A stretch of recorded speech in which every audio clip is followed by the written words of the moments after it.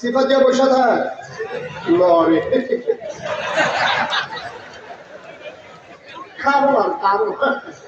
নতুন। হ্যাঁ ঠিক আছে তো, হ্যাঁ ঠিক আছে। এই যে ছেলেটারে বসন্ত ধরে ধরেন, ধরে বসাই দেন, একজন তো উঠতে দেবেন, যারাই উঠতে চাইতে আসতে পারে তার দিয়ে বসাই দেবেন। আমি তো মাত্র শুরুও করলাম, এখন যদি হাঁটাহাঁটি শুরু করেন দোকানটা খুললেও 70% আপনার দাঁড়িয়ে যায়। হাতের ভিতরে মোবাইল ধরে কেউ বসে থাকতেন, সব মোবাইল ধরে বসে দিচ্ছে। সবগুলো মোবাইল বন্ধ করেন, এতদিন তো ভিতরেই দেখছেন, তো আমি আর বাইরে গিয়ে লাভ বুঝি। বন্ধ করেন মোবাইল। কথা শুনেন নাই? ইউটিউবে হাজার হাজার ওয়াজ আছে, হাজার হাজার। আপনি কয়টা ওয়াজ দেখেন? এখন আপনি মোবাইলের দিকে তাকাই থাকলে ওয়াজ শুনবেন কেমনি? কথা বুঝেন নাই আপনি? সবার মোবাইল গুলো, এই যে ছেলেটা, আপনাকেও দেখেন নাই যে ছেলেটা মোবাইল ধরে রাখছে?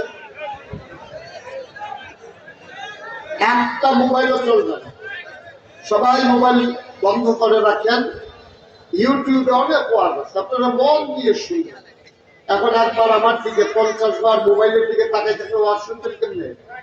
ওয়াজ শুনতে হলে আমার দিকে তাকাই থাকতে হবে। মানুষের নজর সেদিকে যায়, মনোযোগও সেদিকে। সুতরাং মোবাইলের দিকে তাকাই থাকবে তো মোবাইলের দিকেই নজর থাকবে, মনোযোগ থাকবে। আমার কথা তো বুঝবেন না। উনি বুঝছে মোবাইলও বেজা রাখছে। এই যে বন্ধ করেন, আপনি এখান থেকে সরতে হবে। আপনার দুইজন একটু সরতে হবে। ওনারা আমাকে দেখতে পাচ্ছেন, আপনাদের এই দুইজন এসে ঠিক আছে। আমি হ্যাঁ আপনাদের কথা একটু বলছি, আপনার একটু সরতে হবে।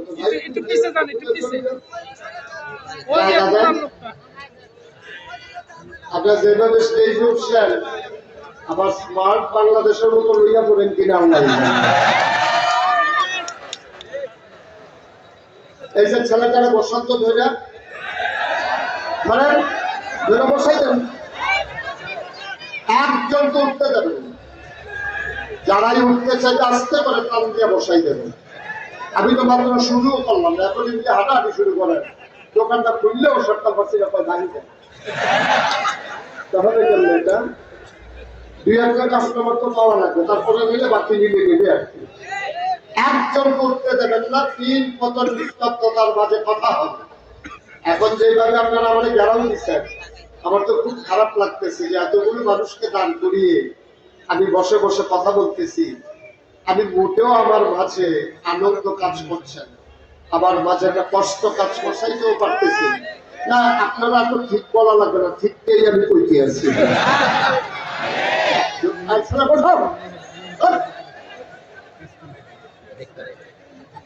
সবাই পরে আমিন।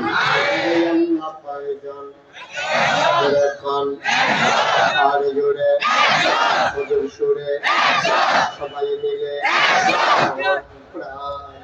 ফলে গলা ছেড়ে দিয়ে মধুমাখা কণ্ঠে রাজাসনের জমিন কাঁপিয়ে দিয়ে রাতের নিস্তব্ধতা ছিন্ন ভিন্ন করে চলো আল্লাহর একটা ডাকতে। আল্লাহ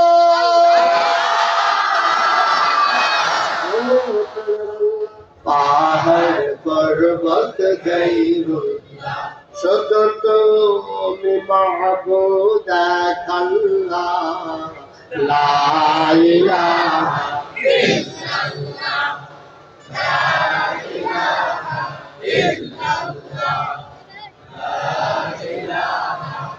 ইল্লাল্লাহ, লা ইলাহা ইল্লাল্লাহ, লা ইলাহা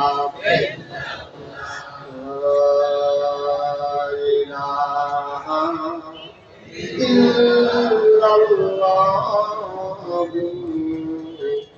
মুহাম্মাদুর রাসূলুল্লাহ সাল্লাল্লাহু আলাইহি। আজকে রাত শেষ করার পরে আমরা আপনারা সবাই যদি বাড়িতে যাই, বাড়িতে তো যাবোই, আমরা সবাই বাসায় যাব, বাড়িতে যাব।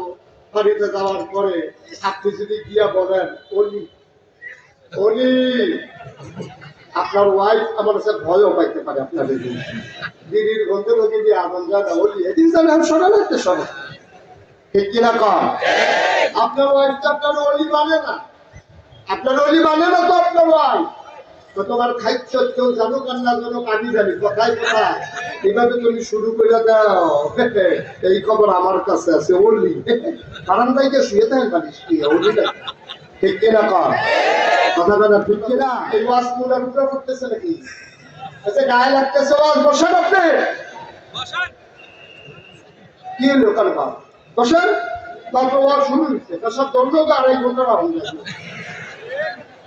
যে লোক বাসের ভিতরে উঠতে আপনি কি রাস্তায় গেল না প্রসব করেন নাকি চাকরি থাকবে কন্ট্রাক্টরে সিফা দিয়ে বসে থাক লরে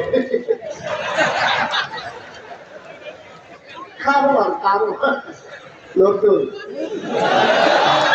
হ্যাঁ ঠিক আছে তো হ্যাঁ ঠিক আছে আমিন বলেন এই অবস্থা ওয়াজ ঘটে কত জুড়ে বলেন সেদিন বেরিয়ে তো পায় না আমার দুটো জন্য এরকম আমি